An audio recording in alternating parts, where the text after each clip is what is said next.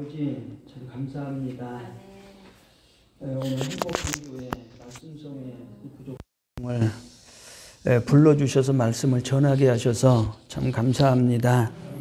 오로지 하여 하나님 말씀만 전하도록 힘쓰겠사오니 은혜를 베풀어 주옵소서. 성령께서도 이 시간 강림하여 주시고 또 우리에게 새로운 깨달음과 은총과 또 하나님의 뜻을 깨달을 수 있는 그런 귀한 시간이 될 수 있도록 은혜를 베풀어 주옵소서. 감사를 드리옵고 예수님의 이름으로 기도드리옵나이다. 아멘. 제가 이 교회 이름을 제가 솔직히 잘 몰랐었는데요. 와서 보니까 행복한 교회더라고요. 그 행복한 교회 할 때 행복한이라는 말이 가장 먼저 떠오른 성경 구절이 있는데요. 그게 이제 마태복음 5장 3절 이하에 팔복이 나오는데 거기에 복이 있나니 복이 있나니 복이 있나니 그 말씀이 헬라어로는 마카리오스라고 그러고요. 히브리어로는 아슈레라는 말인데 그 마카리오스라는 말을 우리말로 번역을 할 때는 두 가지로 번역을 합니다. 하나는 복받은, 또 하나는 행복한, 행복한이라는 말인데요. 마태복음 5장 3절 이하의 팔복에서 심령이 가난한 자는 복이 있나니 천국이 그들의 것이며 했을 때 복이 있나니라는 말을 번역을 할 때에는 행복한 자들이로다 그렇게 번역을 합니다. 네, 근데 이제 그 행복한도 그냥 행복한이 아니고 원문의 뉘앙스를 말을 하면 최고로 행복한, 진정으로 행복한 그런 뉘앙스를 갖고 있고 또 마태복음 5장 3절 이하에 심령이 가난한 자는 복이 있나니 이 말씀은 물론 이 지상에서도 부분적으로 성취가 되는 그런 복인 건 맞아요. 그런데 지상에서 최종적으로 성취되는 복이 아니고 천국 가서 최종적으로 성취가 되는 복입니다. 행복한 교회와 행복한 교회 성도들 그리고 목사님들도 참여하셨고 또 사모님들도 참여하셨고 그런데 섬기시는 교회 그리고 모든 성도들이 이 팔복에서 행복한 자들이로다 그 말씀이 다 이루어지기를 바랍니다. 우리가 예수 믿고 구원 얻는 것은 그 인간이 할 수 있는 게 아니거든요. 그건 이제 하나님께서 오로지 하나님께서 하시는 일이고요. 우리 인간이 이제 할 수 있는 건 목회자가 할 수 있는 것은 중생시키는 일은 전도해서 하나님께서 하시는 거고요. 목회자가 하는 일은 하나님께서 중생시켜 놓은 구원시켜 놓은 성도들을 하나님 나라로 들어가기에 합당한 사람들을 만드는 일이거든요. 그래서 우리 행복한 교회와 성도들 그리고 다른 목사님들과 사모님들 섬기시는 교회 모든 성도들이 다 천국으로 들어가기에 합당한 그런 성도들이 다 되었으면 참 좋겠습니다. 네. 저는 이제 오늘 신명기 26장 16절로 19절을 설명을 하려고 합니다. 제가 다른 건 할 줄 모르고요. 성경을 설명하는 일만 주로 하려고 합니다. 그리고 우리 행복한 교회와 목사님들 섬기시는 교회 모든 성도들이 오늘 제가 제목을 세 가지 약속이라고 정했는데요. 그 세 가지 약속이 다 이루어지기를 바랍니다. 하나님께서 약속을 하시기를 성도들이 보배로운 백성이 되고 그 다음에 세계 모든 민족 위에 가장 뛰어난 백성이 되고 하나님의 거룩한 백성이 되기를 원해서 신명기 26장 16절로 19절을 전하려고 합니다. 따라서 해볼까요? 보배로운 백성. 이 물을 마셔도 되나요? 마시라고 주신 건가요? 두 번째는 세계 모든 민족 위에 가장 뛰어난 백성. 하나님의 거룩한 백성. 다시 하겠습니다. 보배로운 백성. 세계 모든 민족 위에 가장 뛰어난 백성. 하나님의 거룩한 백성. 하나님께서는 하나님의 백성을 이렇게 대접해 주기를 원하신다는 말씀입니다. 근데 중요한 건 거기에 조건이 있습니다. 조건이 뭐냐면요. 하나님의 백성들에게 하나님께서 말씀을 주셨거든요. 그 말씀을 주신 목적이 보배로운 백성이 되고 세계 모든 민족 위에 가장 뛰어난 백성이 되고 그리고 하나님의 거룩한 백성이 되라고 말씀을 주신 겁니다. 불신자가 말씀을 지키는 게 아닙니다. 불신자에게는 말씀을 지키라고 율법을 내려주신 적이 없어요. 오직 하나님의 백성, 하나님의 사람한테 율법을 지키라고, 말씀을 지키라고 내려주신 겁니다. 말씀을 지킬 때 얼마나 위대한 일들이 일어나는지 오늘 말씀을 통해서 차근차근 설명해 드리겠습니다. 지금 우리가 신명기 26장 16절부터 19절까지를 이제 살펴보려고 하는데요. 그 앞에 있는 내용 중에 신명기 12장부터 5장까지는 소위 말하는 십계명 해설입니다.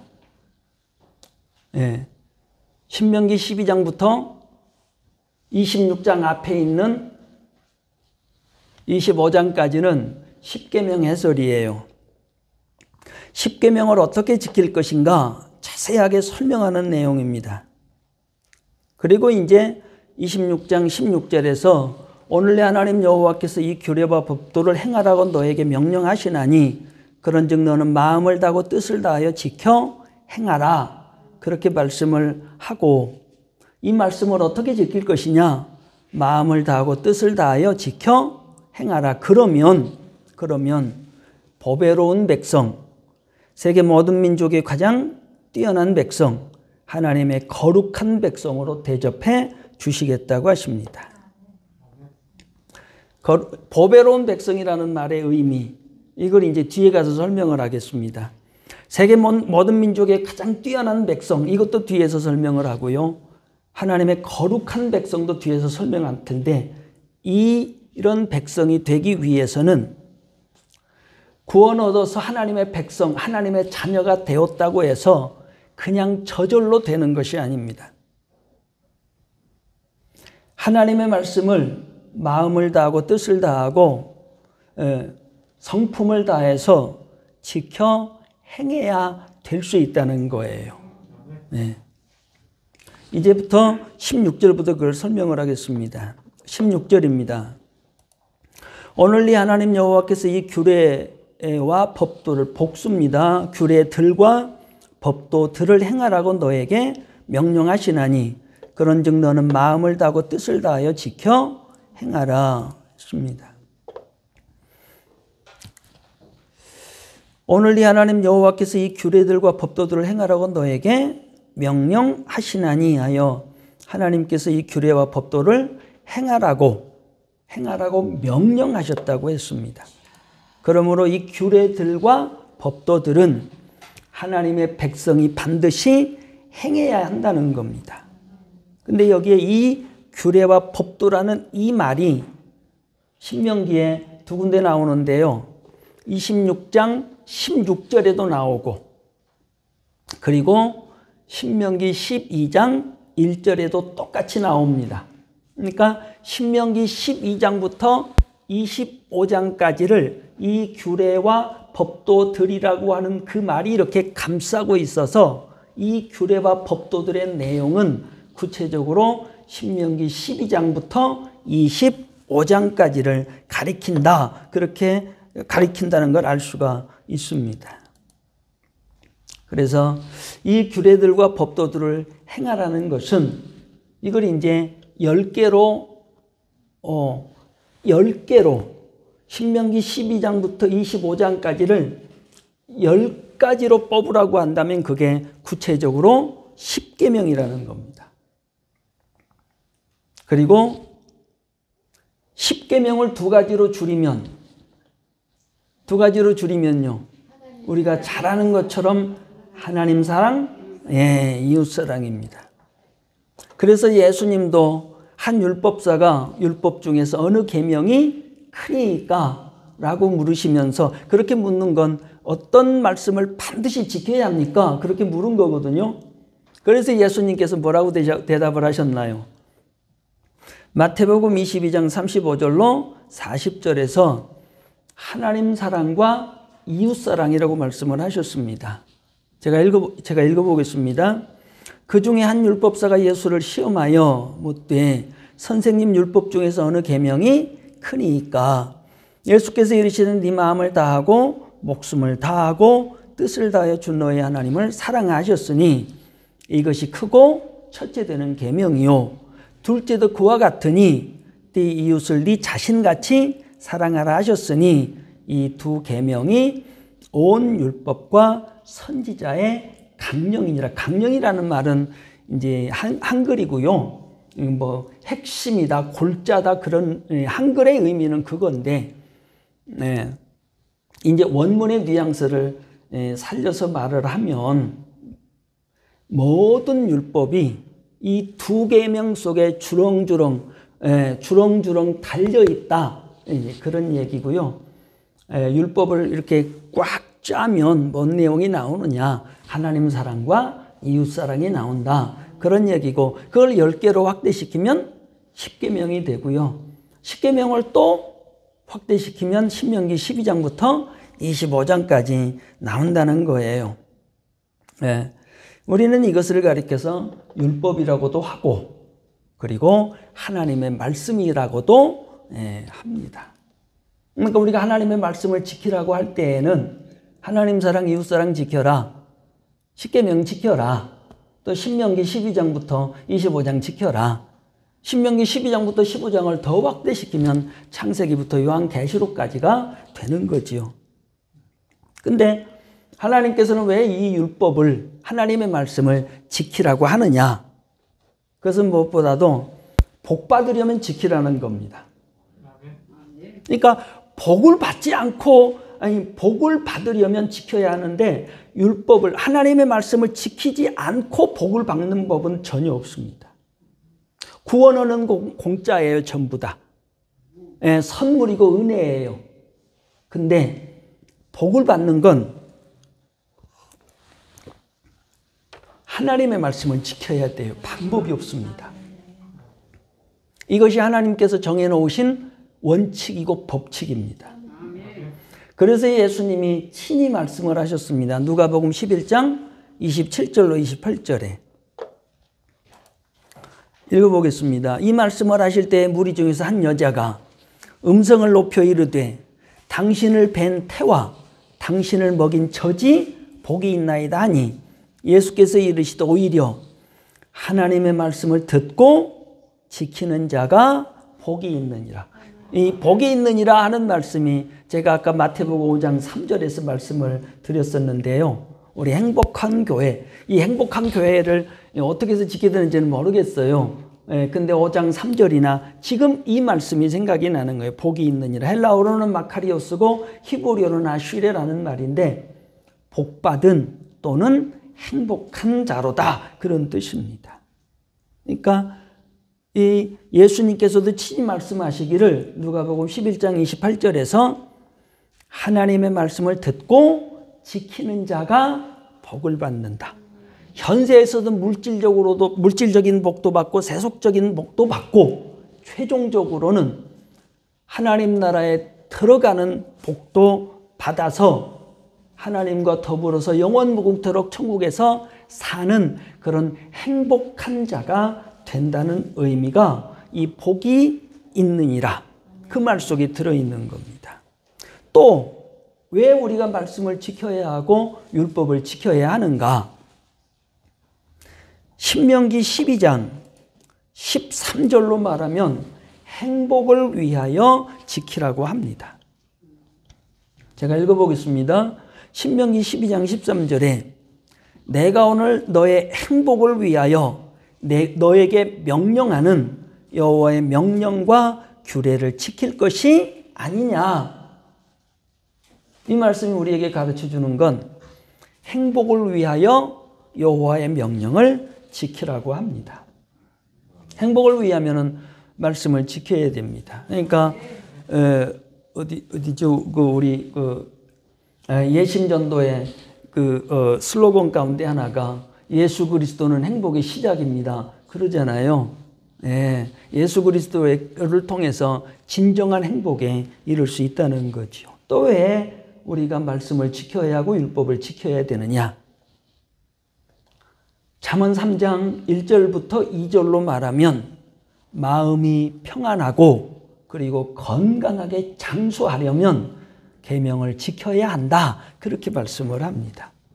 그러니까 이 계명을 지키는 것에 대한 유익이 어마어마한데 우리는 이걸 그냥 믿기만 하면 되는 줄 아는 거예요. 네. 하나님께서 계명을 지키면 세계 모든 민족이 가장 뛰어나게 해주시겠다고 약속을 하신 거거든요.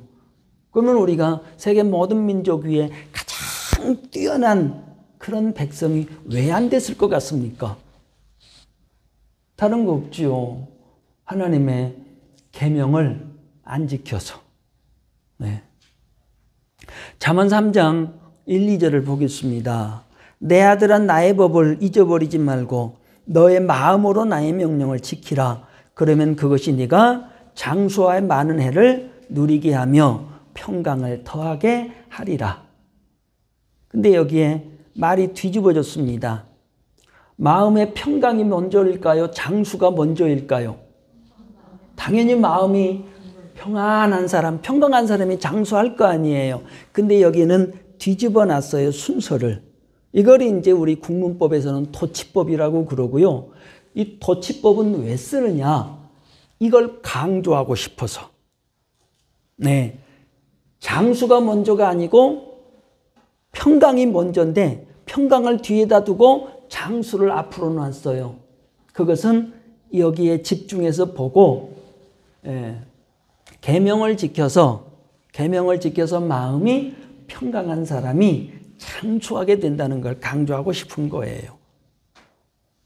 덧붙여서 잠언 3장 1절로 10절 특히 이 말씀은 이런 제목을 붙일 수 있습니다.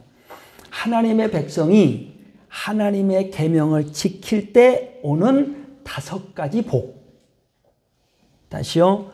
하나님의 백성이 믿는 자가 하나님의 계명을 지킬 때 오는 5가지 복을 말씀을 하는데 첫 번째는 마음의 평강과 장수의 복. 이게 잠언 3장 1, 2절이고요. 그 다음에 3, 4절에는 하나님께는 은총을 받고 사람들에게는 귀중히 여김을 받는 복을 받는다. 계명을 지킬 때. 그리고 세 번째 5절 6절에 인생길을 지도받는 복을 받는다. 하나님께. 아까 사모님 간증하시는데 그러시잖아요. 부모가 말씀대로 잘 살고 말씀을 가르치고 경건하게 살면 자식들이 그걸 보고 배우잖아요. 그렇게 경건하게 살면 하나님께서 그 부모뿐만 아니라 자식들의 길을 지도해 주시고 인도해 주신다는 거예요. 그게 잠언 3장 1절로 10절 중에 세 번째, 믿는 자가 하나님의 계명을 지킬 때 오는 5가지 복의 세 번째라는 겁니다. 네 번째, 건강의 복입니다. 7절, 8절입니다. 중요한 것 순서로 가 있는데요. 5개 중에 네 번째가 건강의 복이에요. 그리고 5번째는 9절로 10절, 물질의 복입니다. 물질의 복이 맹꽁지예요. 근데 우리는 가장 앞세우거든요. 이것이 모두 하나님의 계명을 지킬 때 오는 복이고, 복을 받는 것은 하나님의 말씀을 지킬 때 맺습니다. 이게 하나님께서 정해놓으신 원칙이고 법칙이라고요. 그러니까 하나님의 말씀을 어떻게 지킬 것인가? 이제 본문에 나옵니다. 마음을 다하고 뜻을 다하여 라는 말은 원문의 의도로 말하면 온 마음으로와 온 뜻으로 라는 뜻이고, 마음과 뜻이 나누어지지 않은 상태를 뜻합니다. 그러니까 하나님의 말씀을 지키는데 한 발은 세상에다 두고 한 발은 하나님께 두고, 그건 하나님을 섬기는 게 아니라는 겁니다. 여러분이 성경을 읽다가 온전한 흠이 없는이라는 말을 종종 보게 될 텐데요. 그게 이제 그런 의미입니다. 세상과 하나님, 물질과 하나님을 같은 무게로 동시에 섬길 수 없다는 게 하나님의 뜻입니다. 그게 마태복음 6장 19절 이하의 말씀이에요.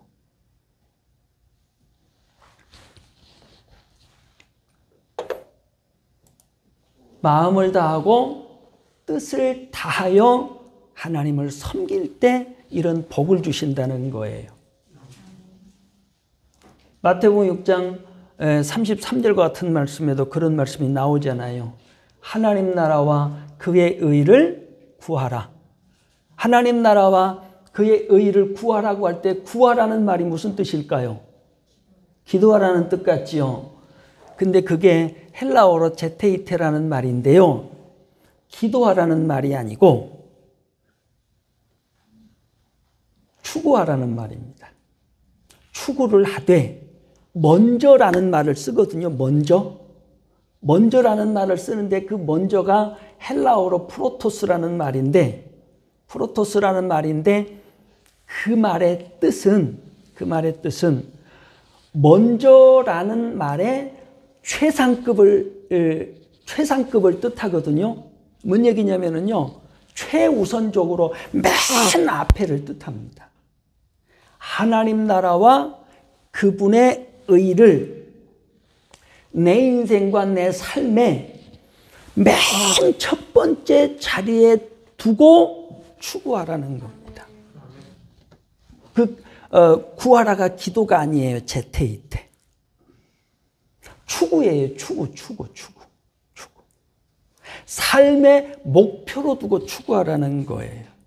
아까도 말씀드린 세상과 하나님은 똑같은 동일한 무게를 두고 추구할 수가 없어요. 네.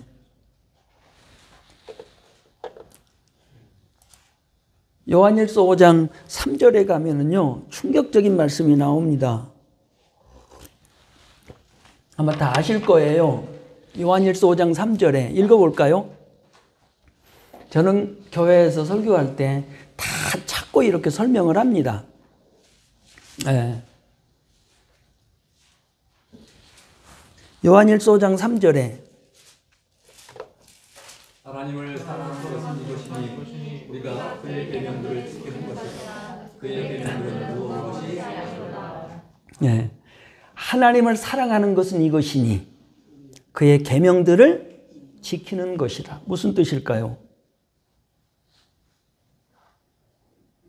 여러분 이 말씀에 대해 생각을 해보셨나요? 하나님을 사랑하는 것은 이것이니 그분의 계명들을 지키는 것이다. 구약인가요? 구약인가요? 신약인가요? 이 말씀이. 요한일서가 구약인가요? 신약인가요? 신약이에요. 신약에서 뭐라고 말씀하시느냐면요, 하나님의 계명을 지키는 것이 곧 하나님을 사랑하는 것이다. 그럼 계명 안 지키면은요?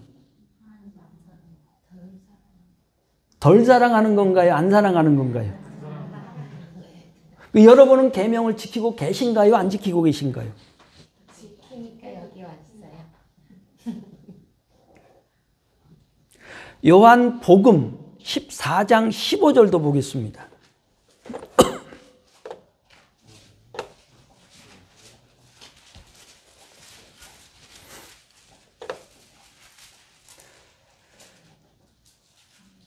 요한복음 14장 15절에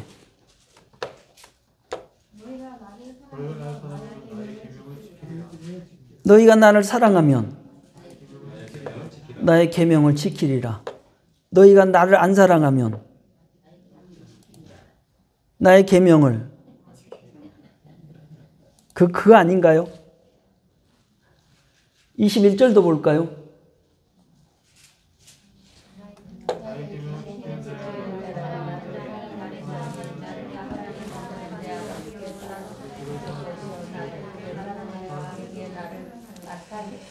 아버지께 사랑받으려면 어떻게 해야 될까요? 뭐래요? 말씀을 지켜야 된대요. 말씀을 지켜야 된대요.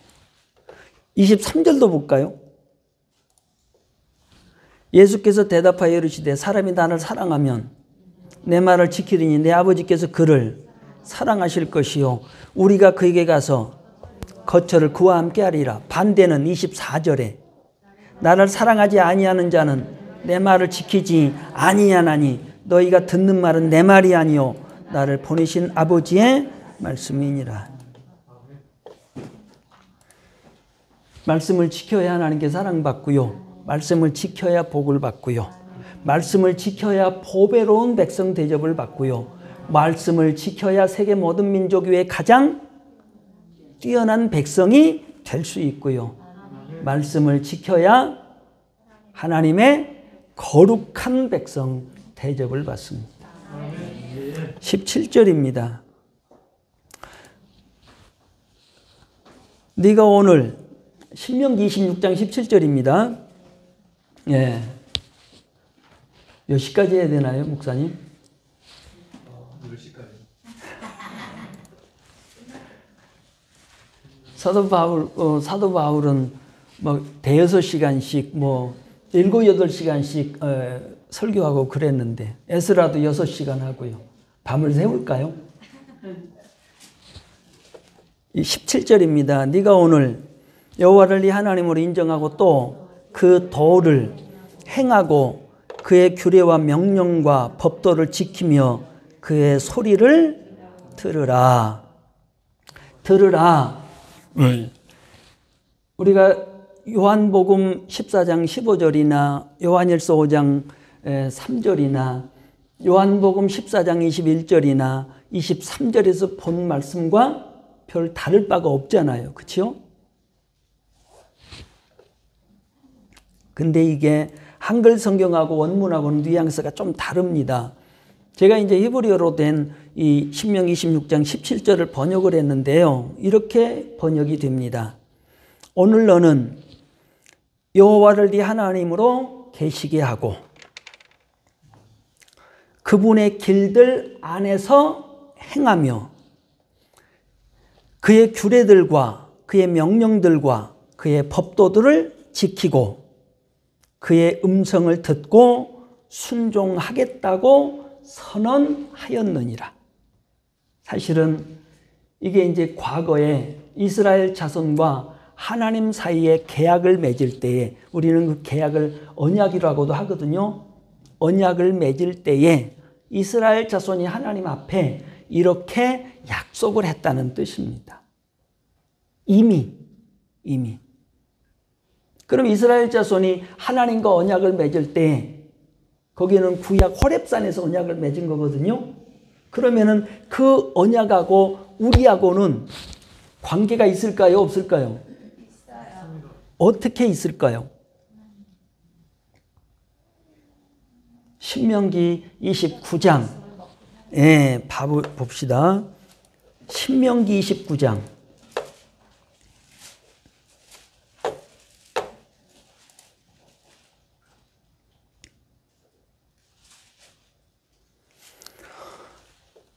(14절에) 언약을 맺으시는 내용을 지금 언급을 하고 있는 거예요. 내가 이 언약과 이 맹세를 너희에게만 세우는 것이 아니요. 이거 맺는 걸 얘기하는 겁니다. 맺는 것이 아니라 오늘 우리 하나님 여호와 앞에서 우리와 함께 여기 서 있는 자와 오늘 우리와 함께 여기 있지 아니한 자에게까지 이니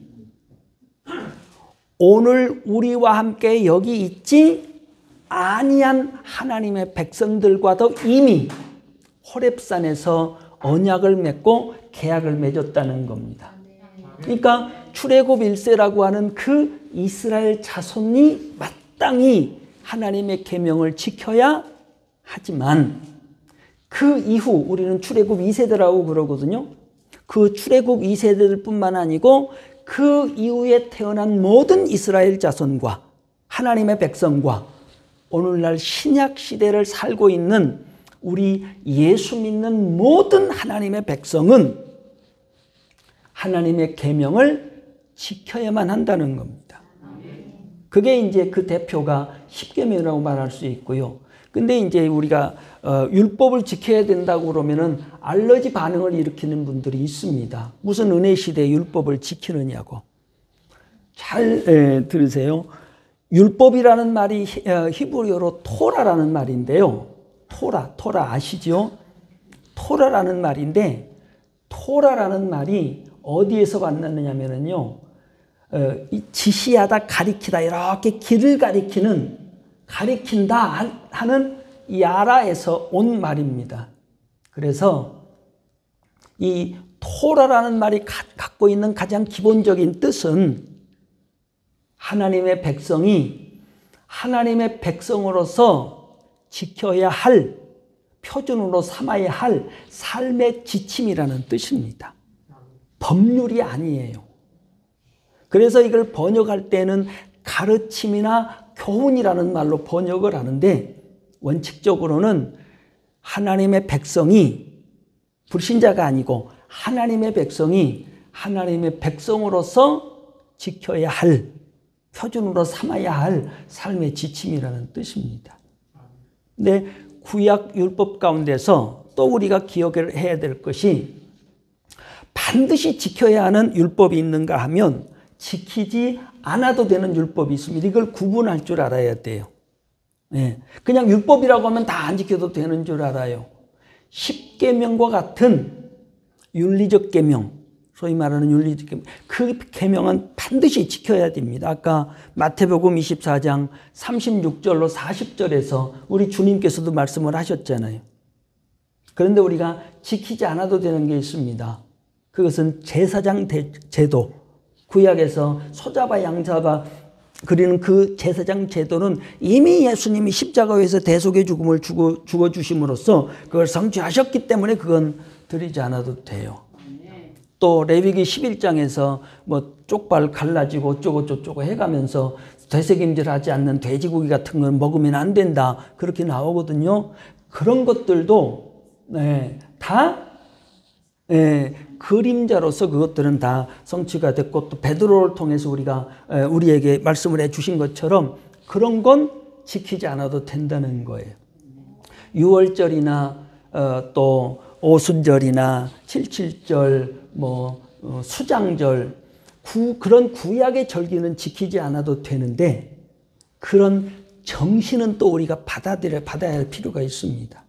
왜냐하면 유월절은 구원 얻은 것을 기념하고 무교절은 구원 얻은 자가 죄와 상관없이 살아야 하는 것을 교훈하는 게 무교절이거든요. 그러니까 구약 방식으로는 지키지 않아도 그것을 신약에 와서 그 정신은 받아들여서 지켜야 하는 거거든요. 그러니까 율법 가운데서도 반드시 지켜야 하는 율법이 있는가 하면 지키지 않아도 되는 율법이 있다. 이게 구분이 돼야 됩니다. 네. 자, 다시 돌아가겠습니다. 그래서 17절은 시내산 언약 때에, 호렙산 언약 때에 이렇게 하겠다고 이미 약속하고 선언했기 때문에 그 약속을 지키라는 말씀입니다. 그래서 이스라엘 자손이 약속한 대로 약속을 지키면 하나님께서는 이스라엘 자손들을 대하기를 첫 번째는 보배로운 백성으로 대해 주시겠다. 두 번째는 모든 민족 위에 가장 뛰어난 백성으로 만들어 주시겠다. 세 번째는 여호와의 거룩한 백성으로 대해 주시겠다고 약속을 하신 겁니다. 여기 17절에서 네가 오늘 여호와를 네 하나님으로 인정하고 하는 말은 인정하고라는 말은 인정이라기보다는요. 이 말도 틀린 말은 아니에요. 오직 하나님 여호와 하나님만 하나님으로 계시겠다고 약속을 했다. 다른 말로 하면은 우상 숭배하지 결코 우상 숭배하지 않겠다고 약속했다. 그러니까 그거 지키라는 거예요. 근데 우리가 지금은 뭐 형상 숭배라든지 그런 건 안 할지라도 대신 권세를 섬긴다든지 돈을 섬긴다든지 명예를 섬긴다든지 무슨 쾌락을 섬긴다든지 이런 방식의 우상 숭배가 우리에게 만연해 있다고 하는 것을 우리가 한편으로는 기억을 해야 됩니다. 골로새 3장 5절에서는 탐심도 우상 숭배라고 그러거든요. 하나님보다 더 사랑하는 것이 있으면 그것은 우상 숭배라고 보는 겁니다. 어떤 분들은 집에 가보면은 원앙을 한 쌍을 이렇게 모양을 마주해 놓은 집도 있어요. 왜 그렇게 해놓나요? 그게 있으면은 뭐 부부가 금슬이 좋고 행복하게 산다고 그렇게 놓잖아요. 그게 우상입니다. 행복을 하나님 안에서 그리스도 안에서 말씀 안에서 추구해야 되지 원앙 갖다 놓는다고 베갯머리에다가 무슨 학을 세워놓으면은 학을 새겨놓으면은 뭐 1000년을 사나요? 10,000년을 사나요? 우리 생활 속에 침투해 있는 그런 것이 우상 숭배라는 거예요.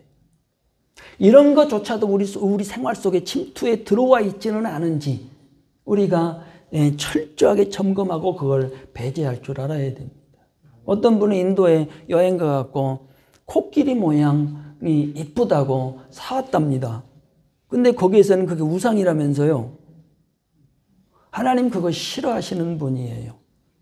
목사님들 신방 가셔서 가장 먼저 해야 될 것 가운데 하나가 우리 교회 교인들 가운데는 혹시 원앙을 이렇게 마주놓고 있는 분은 없는가? 어떤 분은 별똥별이 떨어지는 거 보고 그냥 소원을 빈다든가 정동진에 가서 태양이 떠오르는 걸 보고 소원을 빌면은 소원이 성취된다고 비는 사람은 없는가? 이게 우상숭배예요, 여러분. 우상숭배예요. 이런 것에 대해서는 잘 모르는 거예요. 하나님 몹시 섭섭해하시고 싫어하십니다.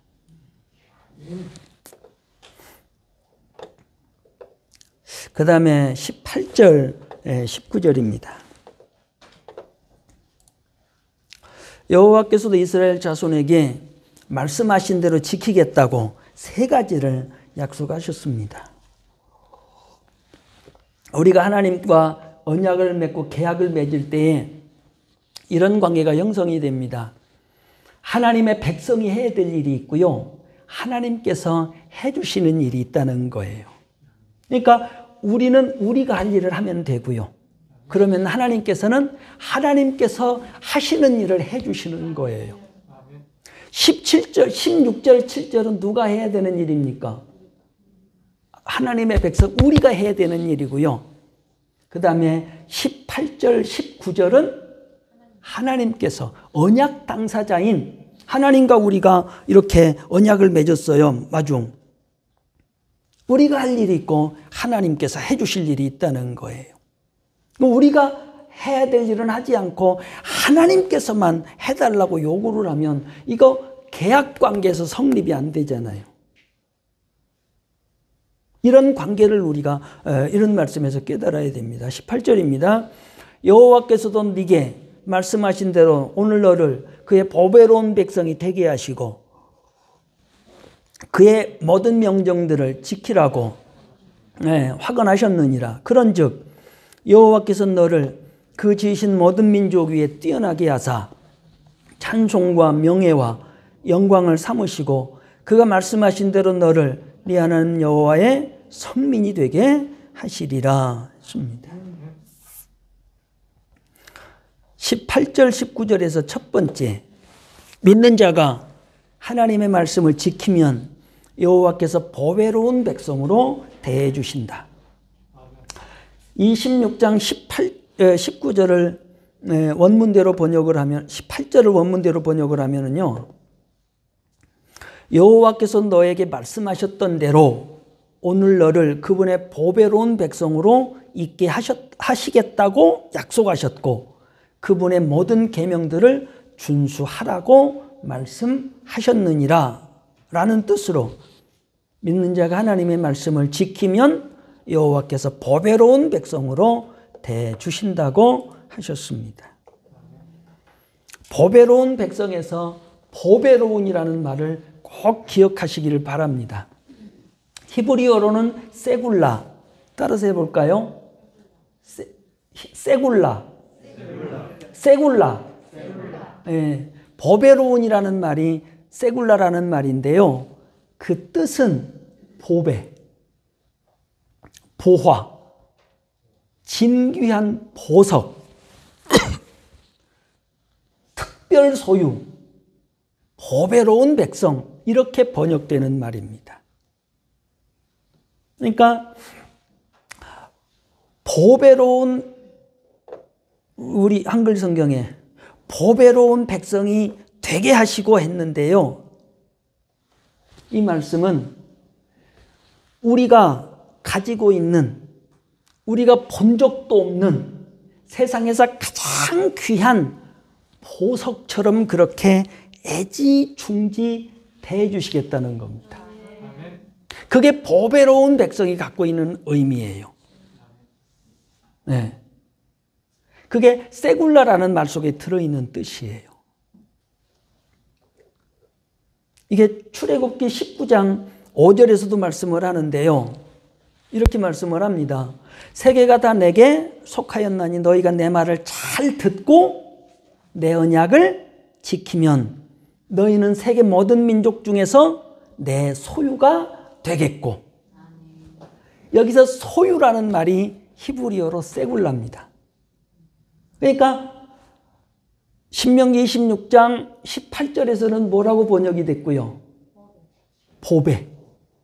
네, 보배. 근데 출애굽기 19장 5절에서는요. 소유. 소유는 소유인데 특별한 소유라는 거예요. 번역을 굳이 하자면. 네. 이렇게 하나님의 백성이 하나님의 말씀을 잘 듣고 여호와와 맺은 언약을 지키면 여호와의 소유가 되리라.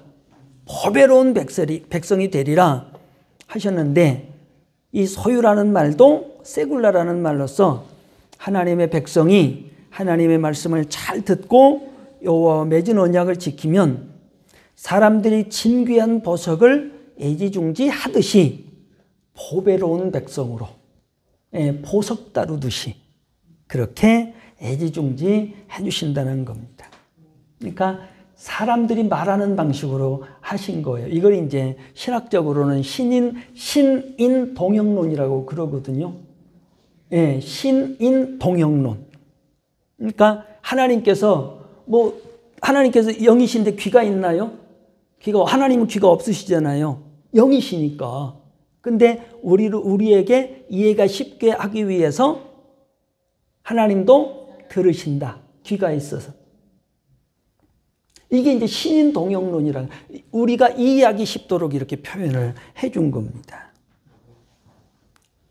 그런데 우리가 앞에서도 말씀을 드린 것처럼 하나님의 백성이 하나님께 그 보배로운 백성으로 대접을 받는 것은 믿기만 해서 되는 것이 아니고요. 네. 반드시 여호와의 말씀을 잘 듣고 여호와와 맺은 언약을 잘 지킬 때에 이루어진다는 겁니다. 두 번째, 믿는 자가 하나님의 말씀을 지켜 행하면 여호와께서 세계 모든 민족 위에 가장 뛰어난 백성이 되게 해주신다고 하셨습니다. 한글 성경에 여호와께서 너를 그 지으신 모든 민족 위에 뛰어나게 하사라는 말은 원문의 의도대로 그대로 번역하면 모든 민족 위에 가장 뛰어나게 해주시겠다고 주께서 너에게 약속하셨느니라 그런 뜻입니다. 이렇게 약속해 주셨다는 거예요. 근데 조건이 있어요. 수차례 말씀을 드린 것처럼. 믿기만 해갖고는 안 되고요. 하나님의 자녀가 되었다고 해서 되는 게 아니에요.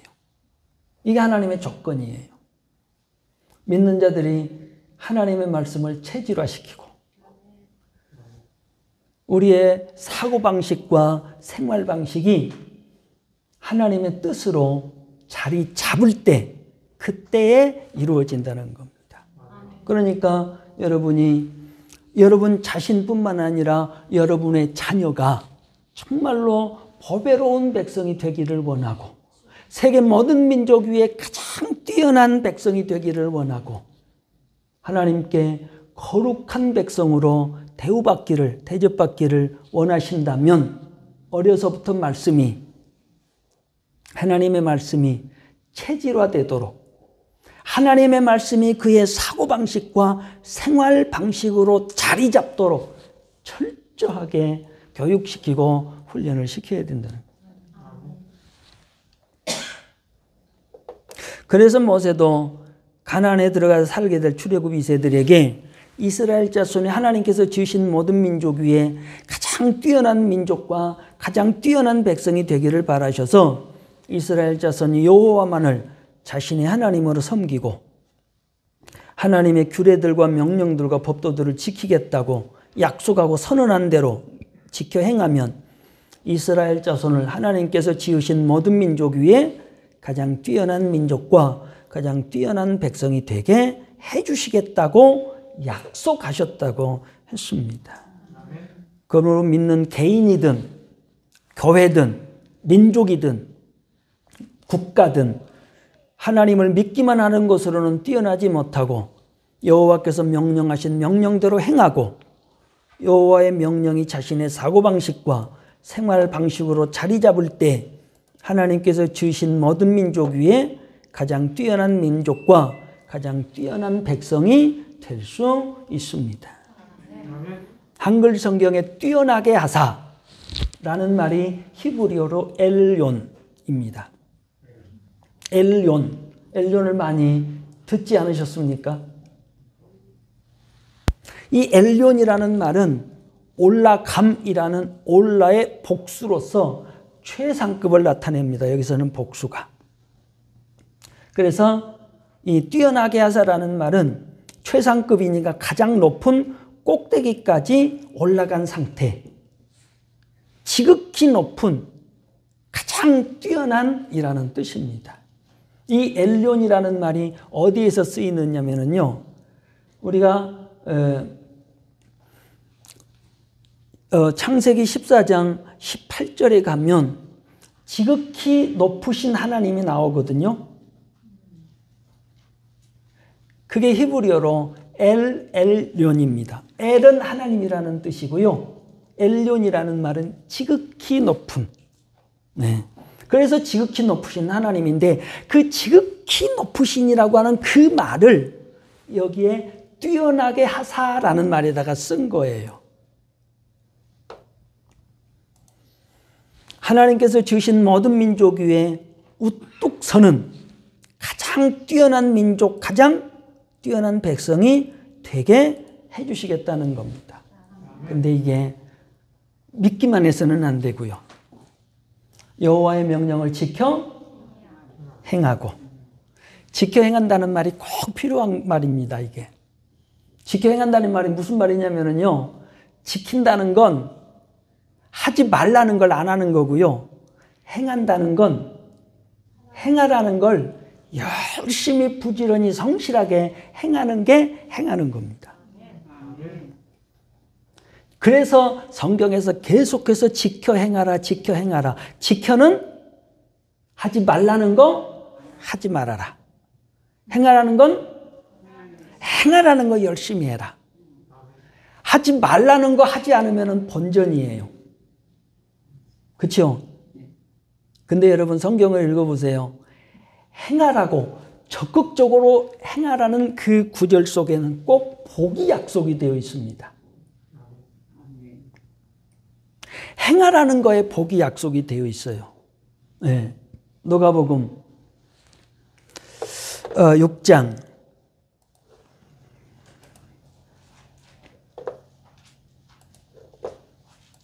'읽어보고 가겠습니다.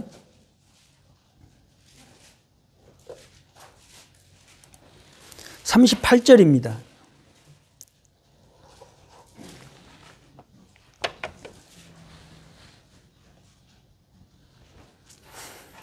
(38절에) 주라, 먼저 주라.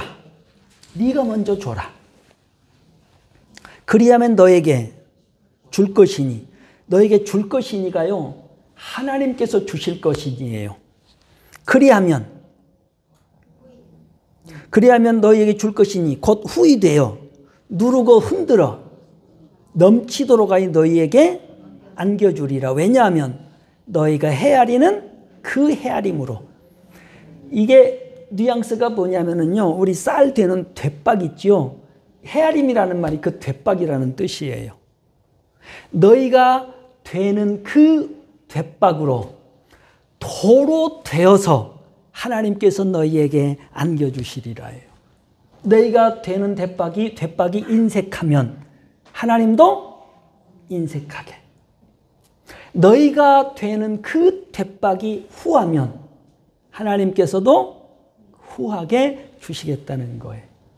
이 고린도 후서에 나오는 그 후이 되어 그것이 사실은 복으로라는 말이 후이라는 말이에요. 그런 말씀들이. 그러니까 하나님께서는 행한 대로 갚으시는 분이에요. 반드시 행한 대로 갚으시는 분이에요. 우리가 후하게 주면 후하게 돌아오고요, 하나님께. 우리가 인색하게 드리면 인색하게 돌아온다는 거예요. 근데 한 가지 제가 덧붙이자면 하나님께서 원하는 그 방식은 우리 주변에서 생계 곤란을 겪는 사람들 있잖아요.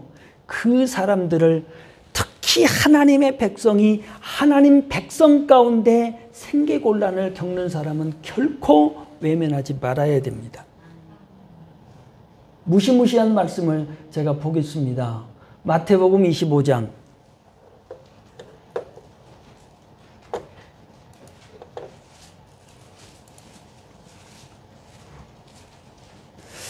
34절입니다.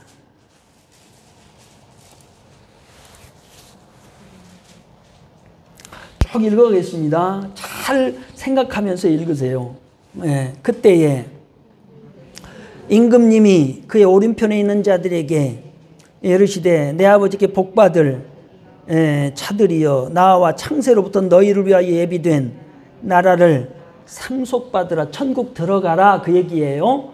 천국 들어가라. 왜냐하면 35절에 왜냐하면으로 시작을 합니다.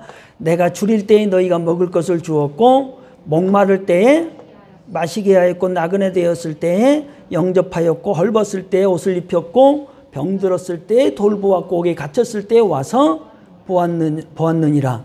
이에 의인들이, 여기 의인들은 누굽니까? 믿는 자들인가요? 여기 의인들은 누굴까요? 구체적으로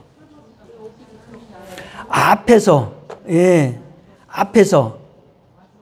줄일 때 먹을 것 주었고, 목마를 때 마시게 하였고, 나그네 되었을 때 영접하였고, 헐벗을 때에 옷을 입혔고, 병들었을 때에 돌보았고, 옥에 갇혔을 때에 와서 본 자들, 이들을 가리켜서 의인이라고 한 거예요. 믿는 자가 의인이 아니에요. 물론 믿는 자도 의인은 의인이에요. 그건 신학적으로 칭의인이에요. 아무것도 행한 것도 없이 하나님의 은혜로, 예수님의 십자가 대속의 사랑으로, 은혜로 구원 얻어서 예수 믿기 이전에 있었던 원죄와 자범죄가 다 사함받아서 죄가 없는 상태, 이걸 가리켜서 우리는 칭의인. 그러니까 믿는 자가 믿고 구원 얻으면 의인인 건 맞아요. 근데 여기에서 말하는 의인은 그 의인을 말하는 게 아니고요. 믿고 난 다음에, 구원 얻은 다음에 이와 같은 의로운 행실을 한 사람들, 선한 행실을 한 사람들을 가리켜서 여기서 의인이라고 한 거예요. 이것도 성경을 읽으면서 구분을 해야 돼요. 네. 이에 의인들이 대답하여 이르되, 주의 우리가 어느 때에 주께서 주시신 것을 보고 음식을 대접하였으며 목마르신 것을 보고 마시게 하였나이까. 어느 때에 나그네 되신 것을 보고 영접하였으며 헐벗은 것을 보고 옷 입혔나이까. 어느 때에 병드신 것이나 옥에 갇히신 것을 보고 가서 배웠나이까 하리니. 임금님이 대답하여 이르시되 내가 진실로 너희에게 이르노니. 내가 진실로 너희에게 이르노니 무슨 뜻일까요?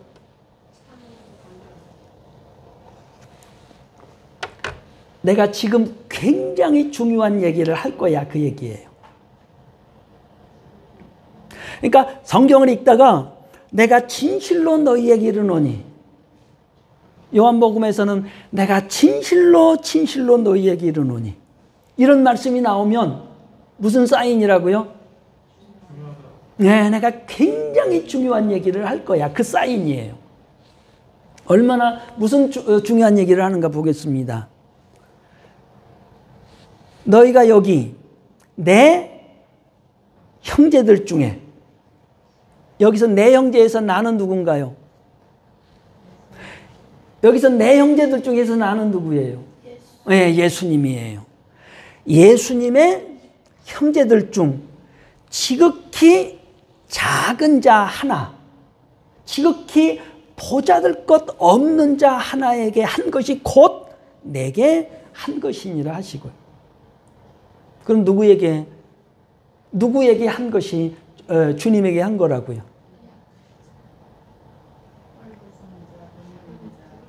예, 교회 안에 헐벗은 자, 병든 자, 생필품이 꼭 필요한데 없는 사람들. 더 구체적으로는 예수님의 제자들이 이런 사람들이에요. 이런 사람들에게 하나님께서, 우리 주님께서 지금 뭐라고 선언하신가요? 이 사람들에 대해서 뭐라고 선언하셨습니까? 몇 절에서? 34절에서 이 사람들을 향해서 주님께서 선언하신 내용이요.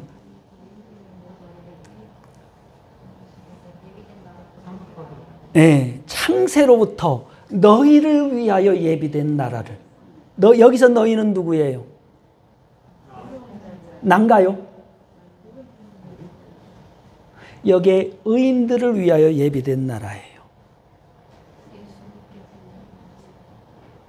그냥 신자가 아니고 뒤에 나오는 의인들을 위하여 예비된 나라예요. 나라를 상속받는다는 말은 천국에 들어간다는 말입니다.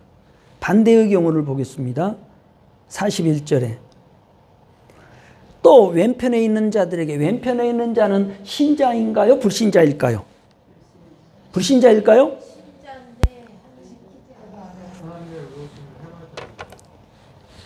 왼편에 있는 자들은 불신자가 아니에요. 신자예요. 신자. 물론 불신자라고 하는 분들도 계세요. 근데 제가 보는 관점에서는 신자예요. 읽어보겠습니다. 이르시되 저주를 받은 자들아. 누구한테요? 신자들 중 어떤 사람들한테 저주를 받은 자들아. 그러고 있다는 거예요. 나를 떠나. 여기서 나는 누군가요? 불신자한테 예수님한테서 떠나고 하실까요? 나를 떠나 마귀와 그의 사자들을 위하여. 사자라는 말이 영어로 에인젤입니다. 천사. 의미는 심부름꾼이에요.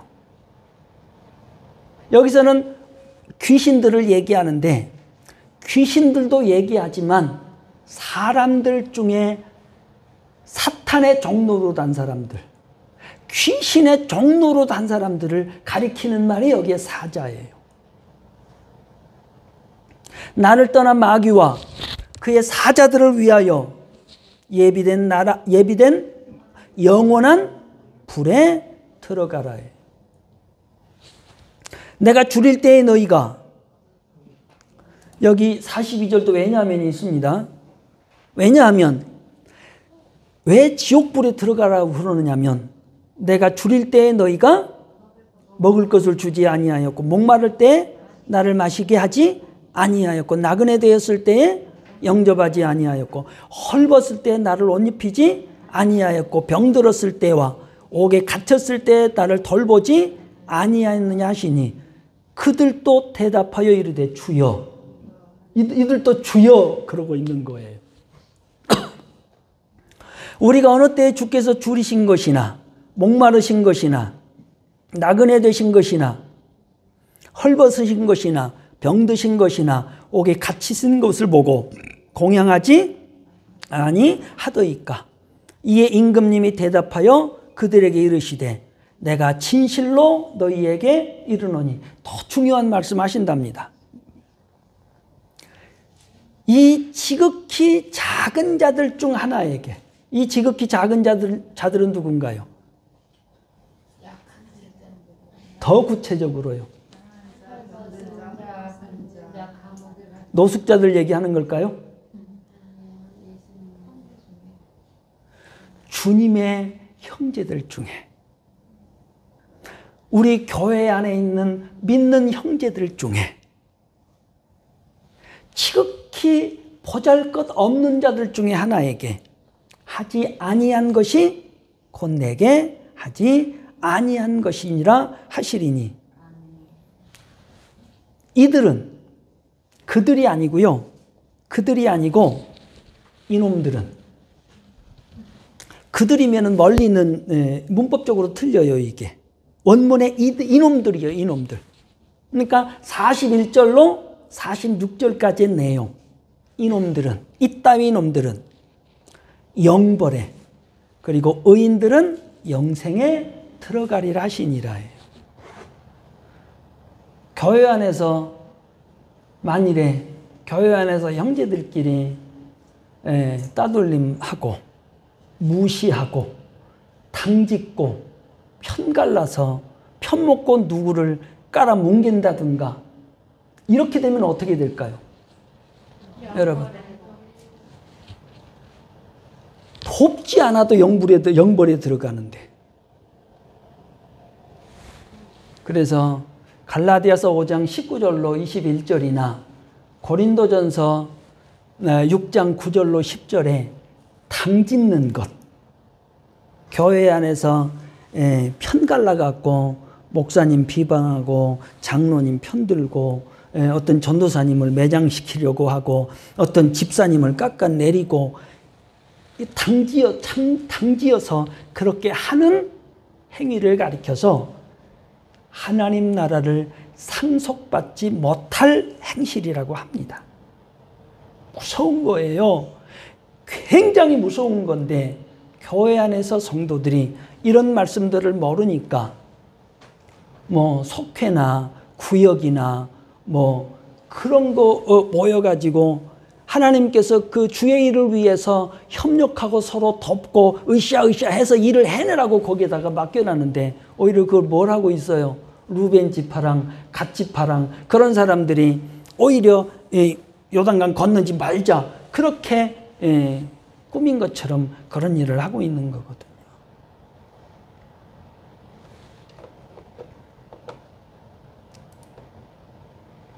들어가겠습니다. 교회 안에서 그런 일을 결코 해서는 안 됩니다. 네. 하나님께서 몹시 섭섭해 하십니다. 우리가 신명기 6장 4절에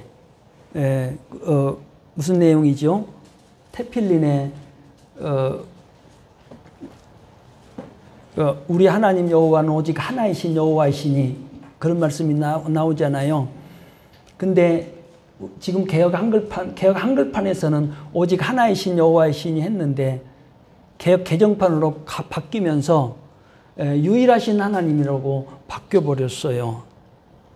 원문에는 뭐라고 되어 있느냐면요. 에하드라는 말 히브리어를 썼는데 하나라는 뜻입니다. 우리 하나님은 한 분이시다. 왜 우리라는 말과 하나라는 말을 이렇게 연속을 썼느냐? 모든 교회 성도들은 네가 섬기는 하나님과 내가 섬기는 하나님이 다르지 않고 같은 하나님이다. 그러니까 우리는 한 형제다. 그런 의미에서 그게 쓴 거거든요. 근데 이게 헬라식 사고에 젖어 있는 사람들이 이 교리적으로 접근을 해서 그렇고요. 주님께서 가르쳐 주는 기도를 어떻게 시작을 하나요? 주기도문. 하늘에 계신 우리 아버지시여. 우리 아버지시여. 거기도 전도사님의 아버지와 내 아버지가 다른 분이 아니고 같은 아버지시니까 당신과 나는 형제다.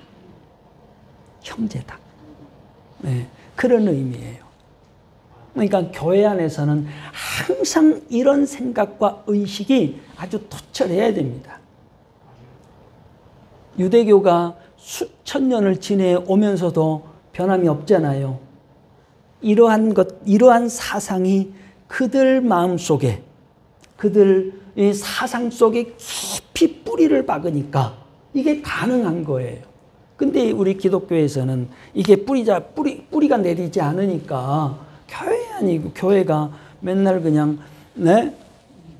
한 교회가 2층에서 같이 예배를 드리다가 어느 날 갑자기 싸워갖고 한쪽에서는 지하에서 예배를 드리고 어떤 1층에서 예배 드리고 또 같은 교회에서 3층, 2층에서 예배를 드리고 그런 교회가 얼마나 많습니까? 그러면서 서로 예배 못 드리게 꽹과리 치고 막 그러는 교회. 텔레비전에 너무 자주 보잖아요. 절대 우리 교회 안에서는 이런 일들이 일어나서는 안 된다는 거예요. 이런 것들이 밑에서부터 차근차근 다져져서 훈련받고 내 사고방식과 생활방식으로 자리를 잡을 때 그때 비로소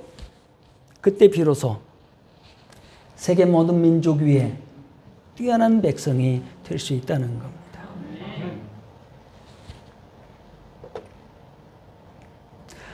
이 말씀이 신명기 28장 1절에도 똑같이 있습니다. 우리 너무너무 잘 아는 구절이잖아요. 신명기 28장 1절. 1절부터 14절은 말씀을 지킨 자가 받는 복. 네, 14절. 15절부터 68절까지는 하나님의 백성 중 하나님의 말씀을 지키지 않는 자가 받는 저주. 근데 그 28장 1절에도 똑같은 말씀이 있습니다. 네가 네 하나님 여호와의 말씀을 삼가 듣고 내가 오늘 너에게 명령하는 그의 모든 명령을 지켜 행하면 네 하나님 여호와께서 너를 세계 모든 민족 위에 가장 가장 뛰어나게 하실 것이라. 믿어지십니까? 예, 믿어지시면 하시면 이 말씀대로 성취가 됩니다.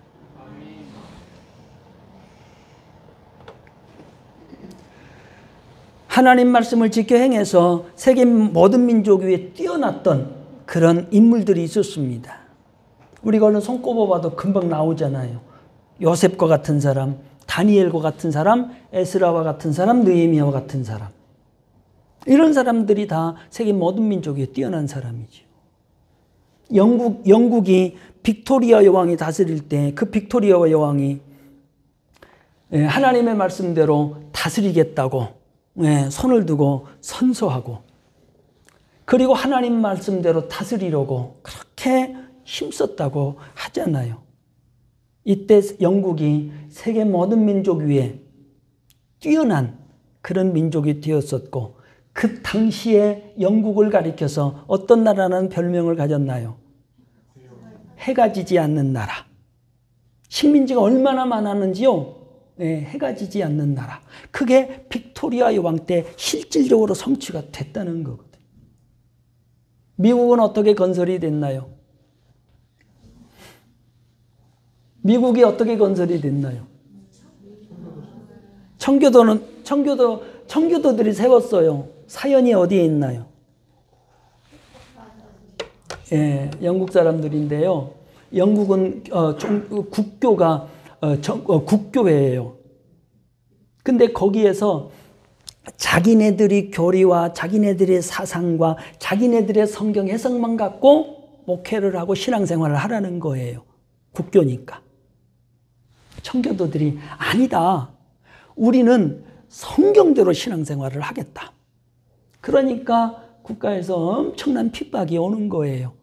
그러니까 오직 한 가지, 우리는 성경대로 하나님께서 가라 하시면 가고 하나님께서 서라 하면 서고 하나님께서 하라 하면 하고 하나님께서 하지 말라 하면 우리는 안 합니다.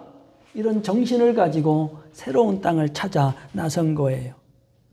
수백 명이 출발했다가 네덜란드를 거쳐서 미국에 가서 정착을 했는데 절반 이상이 죽고 도착했잖아요. 그렇게 해서 미국이 세워졌다고 그러잖아요. 그런 사상 가운데 미국이 세워졌는데 그런 미국이 지금 어떤 나라가 됐나요?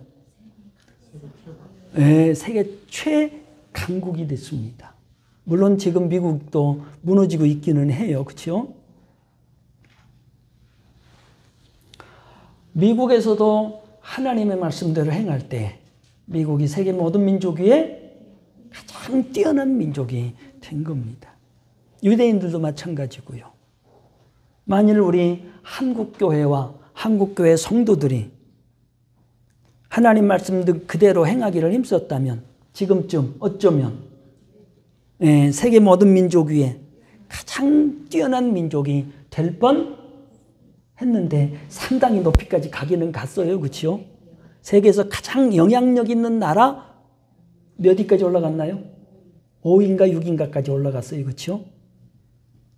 작년인가 재작년인가는 8위였는데 우리나라가 8위였고 일본이 6위였는데 올해는 뒤집어져서 일본이 8위로 내려가고 대한민국이 6위로 올라갔답니다. 믿는 사람들은 공헌이라고 보기는 해야 되겠죠. 그렇죠? 그러나 더더욱 하나님을 믿는 하나님의 백성이 하나님 말씀대로 그게 사고방식과 생활 방식이 되어서 철저하게 그렇게 생활을 한다면 미국 못지않은 세계 모든 민족 위에 뛰어난 그런 민족이 될 수 있을 줄 믿습니다. 세 번째, 19절의 세 번째, 하나님의 백성이 하나님의 말씀을 지켜 행하면 하나님 여호와의 성민이 되게 해주시겠다고 하셨습니다. 한글 성경에 네 하나님 여호와의 성민이 되게 하시리라 하는 말씀은 원문 의도대로 그대로 번역하면 하나님 여호와의 구별된 백성으로 존재하게 해주시겠다고 주께서 너에게 약속하셨느니라 라는 뜻입니다. 근데 여기에 한글 성경에 성민이라는 말이 있잖아요. 이제 이걸 이해를 잘해야 됩니다. 성민이라는 말과 성도라는 말이 비슷한 말이에요. 성도라는 말이 뭔 뜻인가요? 거룩한 백성인데 그 거룩한 백성이라는 말의 뜻이 뭔가요? 어려워요. 그렇죠? 여러분은 정의하기가 몹시 어렵죠. 성도라는 말이 기본적으로는 두 가지 뜻이 있고 저는 한 가지 뜻이 더 있다고 보는데요. 첫 번째는 예수 믿고 구원 얻은 신자를 가리켜서 성도라고 하는데요. 그때 성도는 하나님께서 하나님을 섬기라고 하기 위한 목적을 가지고 따로 떼어놓은 사람, 이걸 성도라고 구별해 놓은 사람, 이걸 성도라고 그럽니다. 신자는 성도예요. 그러니까 1차적으로 하나님께서 하나님만을 섬기도록 하기 위한 목적을 가지고 따로 떼어놓은 구별시켜 놓은 자, 이 자를 가리켜서 성도, 신자예요. 두 번째, 그 성도가 하나님 말씀 따라 거룩하게 세상 사람과 달리 구별되게 살면 그 사람을 가리켜서 성도라고 합니다. 그러니까 신자인 성도는 그냥 명칭이 성도예요. 근데 말씀대로 사는 그 성도는 삶이 성도입니다. 그러니까 명칭이 성도인 사람이 삶이 성도인 사람으로 바뀌어가고 성장해 가야 되는 거죠. 근데 여기에 한 가지 더 여기 성민이라는 말은 거룩한 백성, 구별된 백성이라는 뜻이기는 뜻인데, 이 말은 하나님께서 그 백성을 따로 이렇게 구별시켜 놓으셨다는 의미인데, 하나님께서 하나님의 보호의 울타리로, 하나님께서 보호의 울타리로 이렇게 울타리를 쳐놓고 세계 어느 민족도,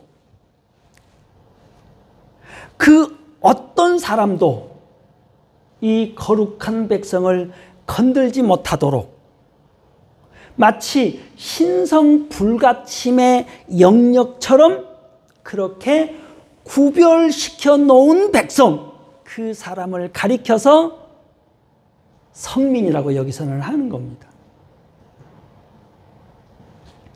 하나님께서 그 어느 누구도 건들 수 없도록 구별시켜 놓은 사람, 이게 성민이에요.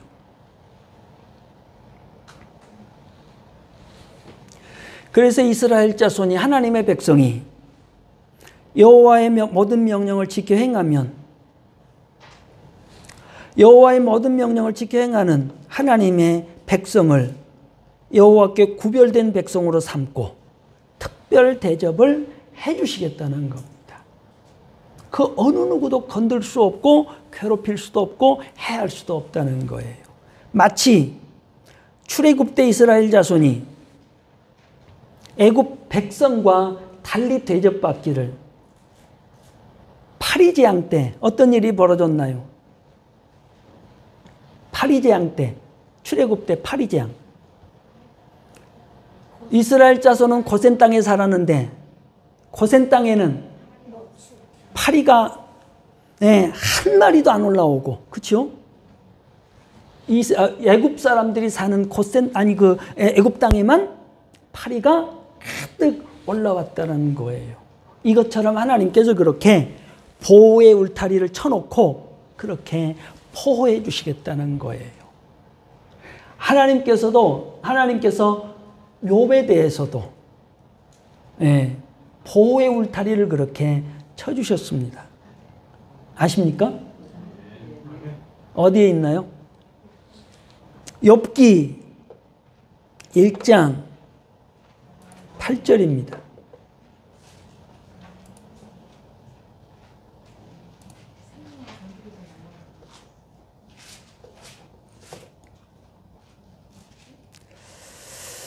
(1장 8절에) 여호와께서 사탄에게 이르시되 네가 내 종, 내 종이라는 말은 정말 명예로운 명칭이에요. 욥을 주의하여 보았느냐? 그와 같이 온전하고 정직하여 하나님을 경외하며 악에서 떠난 자는 세상에 없느니라. 참 정말로 보배로운 백성 대접받았을 거 아니에요. 그리고 욥은 또 물질적으로는 그 당시에 손꼽는 갑부였잖아요. 세계 모든 민족 위에 뛰어난 사람이 된 거예요. 욥은. 거기에다가 한 가지 더 어떤 대접을 받았다고요? 하나님께서 보호의 울타리로 탁 둘러쳐서 그 어느 누구도 건드릴 수 없는 그 사람이, 그런 사람이 되게 해주셨다는 거예요. 9절에 사탄이 여호와께 대답하여 이르되 욥이 어찌 까닭없이 하나님을 경외하리이까? 그러자 주께서 그와 그의 집과 그의 모든 소유물을 울타리로 두르심 때문이 아니니까 주께서 그의 손으로 하는 바를 복되게 하사 그의 소유물이 땅에 넘치게 하셨음이니이다. 이게 이제 사탄의 말을 통해서 가르쳐준 진리라고 합니다. 이게. 주께서 욥 자신과, 그 다음에요 10절 주께서 그와 욥 자신과 그의 집과 그 다음에 그의 모든 소유물을 뭘로 둘렀다고요? 하나님의 보호의 울타리로 두르고 있으니까 그 어느 누구도 건드릴 수가 없었다는 거예요. 근데 이제 하나님께서 그래, 그러면 내가 이 욥에게 둘렀던 보호의 울타리를 한번 걷어볼게. 네가 한번 마음대로 해라. 그러나 생명만은 해야지 마라. 어떻게 됐나요? 욥의 결과는?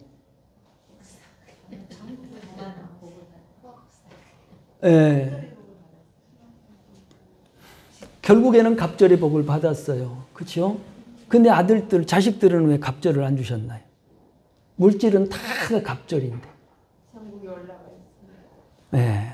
욥의 자식들이 이미 천국에 들어가 있으니까. 그러니까 왜 자식들은 갑절을 안 주셨나요? 그런 사람들은 그 욥의 10명의 아들 자식들이 천국에 가 있다는 생각을 못 하는 거예요. 욥처럼 이렇게 하면 하나님께서 우리에게도 보호의 울타리를 둘러쳐서 그 어느 누구도 건드릴 수 없는 그런 백성, 그런 하나님의 백성이 되게 해주시겠다는 겁니다. 이런 말씀이 신명기 28장 9절로 10절이나 예레미야서 2장 3절에도 반영이 되어 있는데요. 신명기 28장 9절로 10절에 여호와께서 너에게 맹세하신 대로 너를 세워 자기의 성민이 되게 하시리니 이는 네가 네 하나님 여호와의 명령을 지켜 그 길로 행할 것임이니라. 땅의 모든 백성이 여호와의 이름이 너를 위하여 불리는 것을 보고 너를 두려워하리라. 감히 침범을 할 수가 없는 거예요. 두려움 때문에. 예레미야서 2장 3절에도 이스라엘은 여호와를 위한 성물 곧 그의 소산 중 첫 열매이니 그를 삼키는 자면 모두 벌을 받아 재앙이 그들에게 닥치리라. 여호와의 말씀이니라 했습니다. 이런 말씀들이 실제로 성취가 된다는 겁니다. 네, 믿기만 해서는 이게 성취가 되지 않고요. 오직 여호와의 명령을 지켜 행해야 여호와의 성민, 구별된 백성, 거룩한 백성으로 대접을 받는다는 겁니다. 행복한 교회와 행복한 교회 성도들 모두, 그리고 우리 목사님들 목회하시는 교회에게도 하나님께 모든 성도들이 이런 대접을 받는 그런 분들이 되시기를 바랍니다. 오늘 여기까지 하겠습니다. 기도하고 마치겠습니다. 하나님 아버지 참 감사합니다. 오늘 제가 부족하지만 신명기 26장 16절로 19절 말씀을 통해서 우리가 하나님의 말씀을 지켜 행하면 하나님께 어떤 대접을 받는지에 관해서 자세하게 말씀을 드렸습니다. 이것이 그냥 이론적으로 성경에나 기록되어 있는 말씀으로 여기지 아니하고 여호와의 말씀이기 때문에 반드시 이루어진다는 그 확신을 갖고 그렇게 생활하고 그 말씀이 이루어질 때까지 신실하게 그렇게 생활할 줄 아는 슬기로운 성도들 다 될 수 있도록 은총을 베풀어 주옵소서. 감사를 드리옵고 예수님의 이름으로 기도드리옵나이다. 아멘.